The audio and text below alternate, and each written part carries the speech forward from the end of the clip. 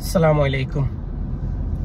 দালালের বিরুদ্ধে কথা বলার জন্য আমার লোকের প্রয়োজন। আমরা দালালের বিরুদ্ধে কিভাবে কথা বলবো এটা অনেকেই জানতে চেয়েছেন। আবার অনেকেই বলছেন যে ভাই দালাল খুবই শক্তিশালী, দালালের হাত অনেক লম্বা, দালাল পরবর্তীতে আপনার বিপদ ঘটিয়ে দিবে, আপনার ক্ষতি হবে।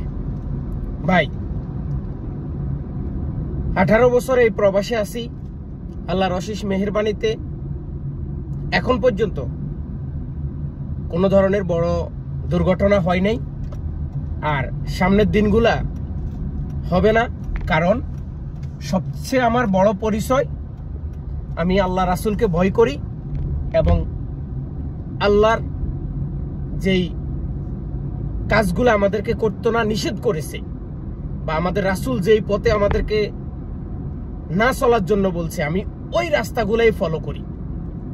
এবার আসুন, আমরা কোনো দালালের নাম নিয়ে, কোনো দালালের ঠিকানা নিয়ে আমরা কোনো ভিডিও ক্লিপ তৈরি করব না। আমাদের ভিডিও ক্লিপগুলো হবে ঠিক এইরকম। সর্বপ্রথম আমরা শুরু করব, বাংলাদেশ থেকে আসার সময় আমাদের যেই প্রথম জিনিসটা প্রয়োজন হয় সেটা হচ্ছে পাসপোর্ট। এই পাসপোর্ট করতে গেলে বাংলাদেশ সরকার পাসপোর্টের একটা ফি নির্ধারণ করেছে। এই ফিটার পরে আমাদের কত টাকা দালালের সাথে কন্ট্রাক্ট করতে হয় এবং কতদিনে সেই পাসপোর্টটা আমাদেরকে সরকার দেওয়ার কথা এবং দালাল আমাকে কতদিনে দিবে, এই বিষয়টা নিয়ে সর্বপ্রথম আমাদের যেই ভিডিওটা থাকবে দালালের বিপক্ষে কথা বলা, এটা হচ্ছে 1 নাম্বার পর্ব। 2 নাম্বার পর্ব থাকবে আমি বিদেশে যাব, একটা ভিসা খোঁজ করতেছি। এই ভিসাটা আমরা কোন জায়গা থেকে নিলে নিশ্চিতভাবে আমি প্রতারণার হাত থেকে বাঁচতে পারবো, এই কৌশল এবং এই রাস্তা এবং এই বিষয়গুলা সবাইকে অবগতি করা, মানে সবাইকে জানাতে হবে। এই বিষয়গুলা সবার মাঝে ছড়িয়ে দিতে হবে। 3 নাম্বার পর্ব হবে আমাদের, যদি আমরা কোনো মানুষ ঢাকা, ফকিরাফল, গুলশান, বনানী বা দেশের বিভিন্ন জায়গায় ছড়িয়ে ছিটিয়ে থাকা ছোট্ট ছোট্ট ব্যাঙের ছাতার মতো ট্রাভেল এজেন্সি আছে, এই ট্রাভেল এজেন্সিগুলো থেকে ভিসা নিলে যদি তারা আমাদের সাথে প্রতারণা করে বা তারা সঠিক কাজটা আমাদেরকে দিতে পারে না, তাহলে এই বিষয়ে আমাদের করণীয় কি এবং আমরা এই বিষয়গুলা কোথায় জানাবো, কিভাবে এই বিষয়ে আমরা সহযোগিতা আইনের কাছে পাবো এবং সরকারের কাছে পাবো। এরপরে আসেন,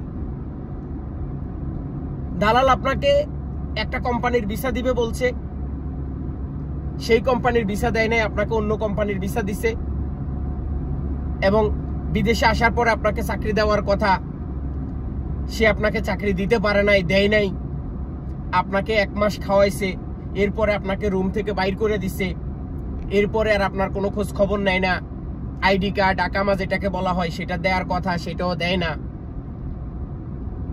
এই বিষয়গুলা আমরা একে একে আমাদের বাংলাদেশে থাকা মানুষদেরকে ছড়িয়ে ছিটিয়ে দিব এবং এই বিদেশে আসার পরে এই বিদেশের আইন সম্পর্কে, এই বিদেশের অন্তত চলতি যে ল্যাঙ্গুয়েজগুলা এবং পুলিশ প্রশাসন, এই দেশের আইন শৃঙ্খলা বা কোথায় আপনি বিপদে পড়লে কার কাছে হেল্প চাইবেন, আপনি কার কাছে যাবেন, A to Z আমরা এই বিষয়গুলা নিয়ে ভিডিওর মাধ্যমে মানুষদেরকে বুঝাইতে চাই এবং দেশের মানুষ যেন এগুলা দেখে উপকৃত হয়, আমরা সেই বিষয়ে কাজ করতে চাই।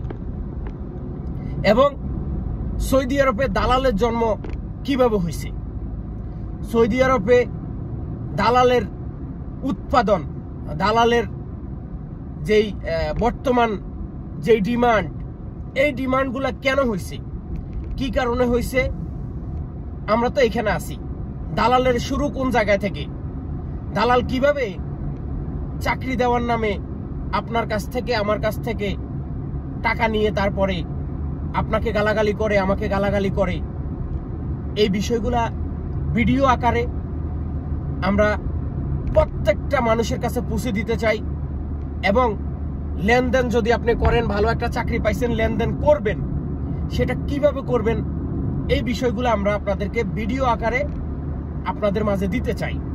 আমি চাই প্রতি শুক্রবারে, সাপ্তাহিক প্রতি শুক্রবারে যেসব ভাইয়েদের ভিতরে ট্যালেন্ট আছে, যেসব ভাইয়েরা এই দালালের বিপক্ষে কথা বলতে চান এবং যারা এই বিষয়গুলো নিয়ে খুবই এক্সাইটেড যে আপনি আমার মতো করে দালালকে শায়েস্তা করতে চান, তাহলে আপনি আমার হোয়াটসঅ্যাপ নাম্বারে যুক্ত হতে পারেন।